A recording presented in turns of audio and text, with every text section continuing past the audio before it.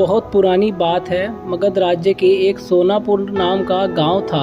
उस गांव के लोग शाम होते ही अपने घरों में आ जाते थे और सुबह होने से पहले कोई भी घर के बाहर कदम भी नहीं रखता था। इसका कारण डाकू उंगलीमाल था। डाकू उंगलीमाल मगध के जंगलों की गुफा में रहता था। वह लोगों को लूटता था और जान से भी मार देता था। लोगों को डराने के लिए वह जिसे भी मारता उसकी एक उंगली काट लेता और उन उंगलियों की माला बनाकर पहनता।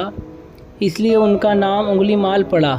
गांव के सभी लोग परेशान थे कैसे इस डाकू के आतंक से छुटकारा मिले। एक दिन गौतम बुद्ध उस गांव में आए।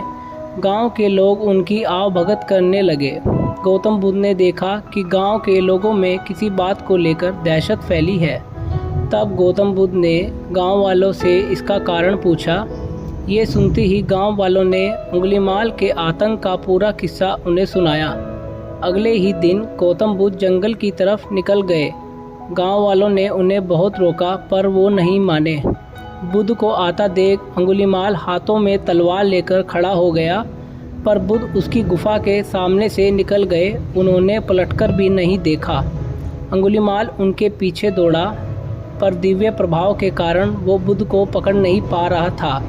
थक हार कर उसने कहा, रुको। बुद्ध रुक गए और मुस्कुराकर बोले, मैं तो कब का रुक गया, पर तुम कब ये हिंसा रोकोगे? उंगलीमाल ने कहा, सन्यासी, तुम्हें मुझसे डर नहीं लगता? सारा मगध मुझसे डरता है। तुम्हारे पास जो भी माल है निकाल दो, वरना जान से हाथ धो बैठोगे। मैं इस राज्य का सबसे शक्तिशाली व्यक्ति हूँ। बुद्ध जरा भी नहीं घबराए और बोले, मैं ये कैसे मान लूँ कि तुम इस राज्य के सबसे शक्तिशाली इंसान हो? तुम्हें ये साबित करके दिखाना होगा। उंगलीमाल बोला, बताओ कैसे साबित करना होगा? बुद्ध ने कहा, तुम उस पेड़ से 10 पत्तियाँ तोड़कर लाओ। उंगलीमाल ने कहा, बस इतनी सी बात? मैं तो पूरा पेड़ उखाड़ सकता हूँ। उंगलीमाल ने 10 पत्तियाँ तोड़कर ला दी। बुद्ध ने कहा, अब इन पत्तियों को वापस पेड़ पर जाकर लगा दो। उंगलीमाल ने हैरान होकर कहा, टूटे हुए पत्ते कहीं वापस लगते हैं क्या? तो बुद्ध बोले, जब तुम इतनी छोटी सी चीज़ को वापस नहीं जोड़ सकते तो तुम सबसे शक्तिशाली कैसे हुए? यदि तुम किसी चीज़ को जोड़ नहीं सकते तो कम से कम उसे तोड़ो मत। यदि किसी को जीवन नहीं दे सकते तो उसे मृत्यु देने का भी तुम्हें कोई अधिकार नहीं है। यह सुनकर उंगलीमाल को अपनी गलती का एहसास हो गया और वह बुद्ध का शिष्य बन गया और उसी गांव में रहकर लोगों की सेवा करने लगा।